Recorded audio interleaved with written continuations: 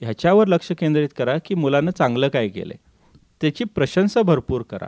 आणि जे काही त्यांना उत्तर सांगता आलं नाही किंवा ओरलमध्ये त्याला करता आलं नाही, त्याच्याबद्दल मग बोला आपण की आपण हे कसं ठीक करू शकतो. अच्छा, आणखीन एक कॉलर जॉईन झालेत. हॅलो. हॅलो. हां, नमस्कार. आपलं नाव? नमस्कार, माझं नाव आर्यन चौगले. हां हां, आपला प्रश्न विचारा. मी एक टीनेजर आहे आणि माझा प्रश्न असा आहे की आता माझ्या मनामध्ये खूप विचार येतात.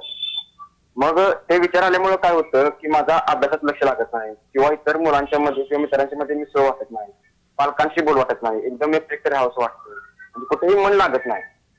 मग या परिस्थितीमध्ये मी काय करायला पाहिजे? ओके आर्यन, तुम्ही म्हणाला की तुम्ही टीनेजर आहात, आणखी अभ्यासात लक्ष लागत नाही, विचार वगैरे भरपूर येतात. आता अशा परिस्थितीत आपल्याला डिटेलमध्ये बघावं लागेल की तुम्हाला हे केव्हापासून होतं आहे, अगदी लहानपणापासून होतं आहे का अगदी अलीकडेच असा प्रकार सुरू झाला आहे. आणि जर काही प्रकार सुरू झाला असेल तर सगळ्यात पहिला तुम्हाला तुमच्या घरच्यांशी थोडंफार बोलावं लागेल, घरच्यांशी किंवा तुला ज्यांच्याही तुला कॉन्फिडन्स वाटते की मी आपले प्रॉब्लेम शेअर करू शकतो. ते शिक्षकही असू शकतील, घरातले असू शकतील.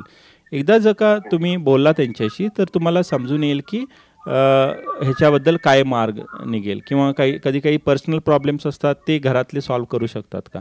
नाही होत असेल तर कधी आपल्याला अँक्झायटी म्हणजे भीती वाटणं किंवा भरपूर नेगेटिव्ह विचार येणं, असे सगळे प्रॉब्लेम्स असताना आपण अभ्यासात लक्ष केंद्रित करू शकत नाही किंवा वाचलेलं लक्षातही राहू शकत नाही किंवा एक्झाम आली तर मग ते विसरून जाणं.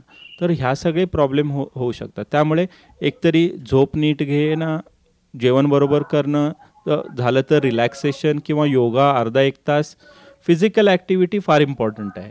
आपल्याला भरपूर एव्हिडन्स आता मिळत आहे सायंटिफिक, त्याच्यामध्ये सांगतो की झोप, जेवण, रिलॅक्सेशन, एक्सरसाइज, फिजिकल ॲक्टिव्हिटी आणि मॅक्झिमम 1 ते 1.5 तास फोन यूज किंवा स्क्रीन यूज.